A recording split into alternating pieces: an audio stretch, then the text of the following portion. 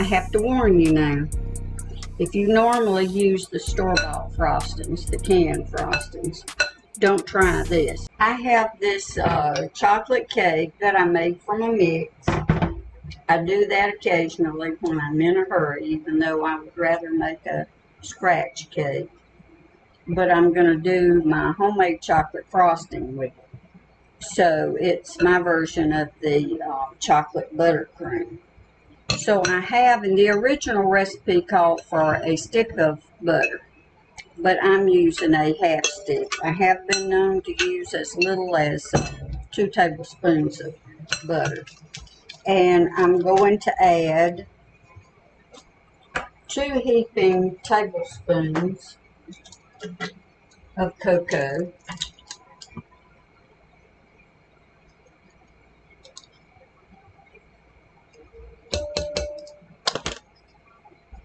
I like, when I'm going to put chocolate frosting on a chocolate cake, I like to use a lighter frosting. So I added the 2 heaping tablespoons of cocoa. And now I have about a pound here of confectioner's sugar. If I were using the pound box, I would use the whole box.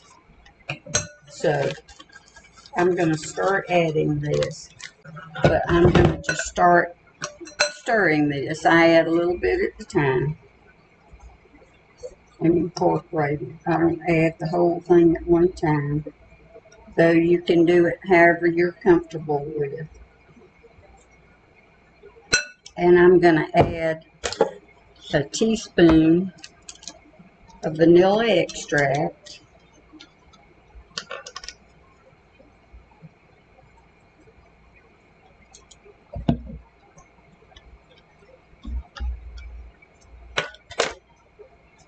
and I'm going to add a tablespoon. This is my secret ingredient. I'm going to add a tablespoon of coffee left from breakfast this morning.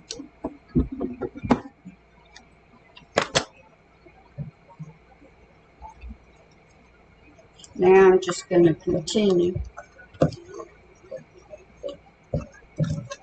to add my confectioner's sugar. Now, after having added the vanilla extract and the burnt coffee, when I need more liquid, I'm going to add milk. And I use whole milk, but you can use whatever milk you have on hand, just a little bit at the time. Don't add too much, or your frosting will be too thin. You want a nice thick frosting.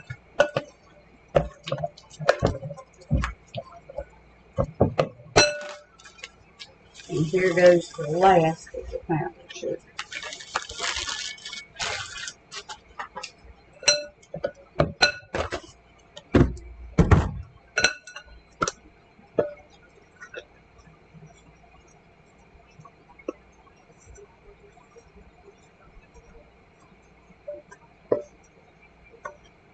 Now, a lot of people use the hand mixer to mix this up.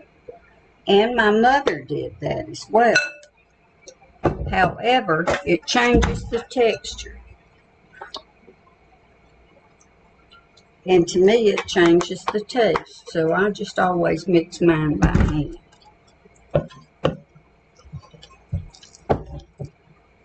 So I have the frosting all mixed up. And it's pretty thick, so I think I'm going to add just a teeny tiny bit more milk.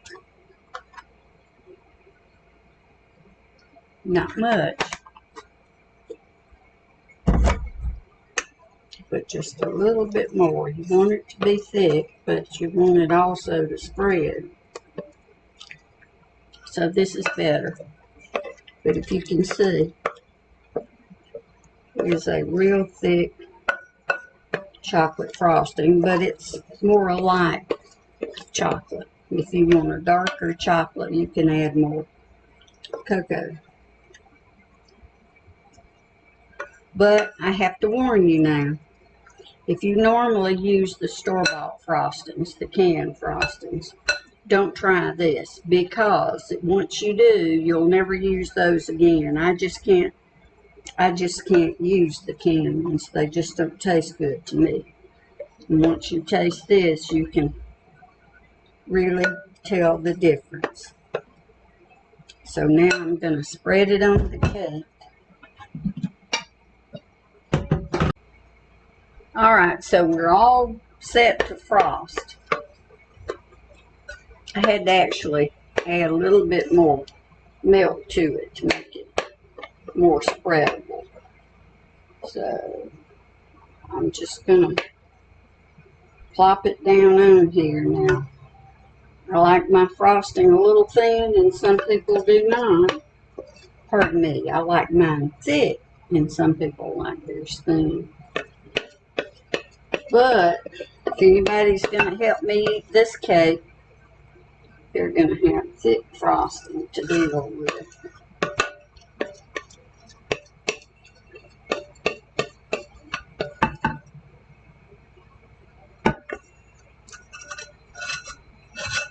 So using the 1 pound of confectioner's sugar makes just about a perfect amount to frost one cake. Now if you're going to make a 3-layered cake and frost down the sides as well, you might need to do a double batch.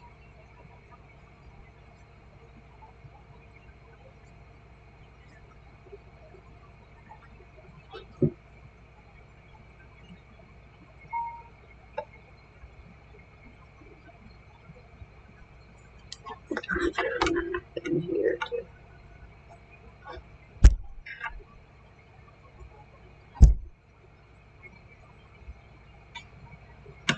Alright, so here we are. We've got it all frosted. And I just have to try a piece. So I'm going to cut a little corner here. And grab a plate. And here we go.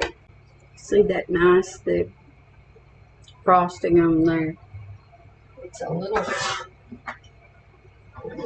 ragged where I just cut that corner because it's still a little warm. I probably should have waited a little bit longer. But it is so good. You have to try this recipe. Thanks for stopping by. And if you found this video helpful, please subscribe and share it with somebody that you think will like it as well.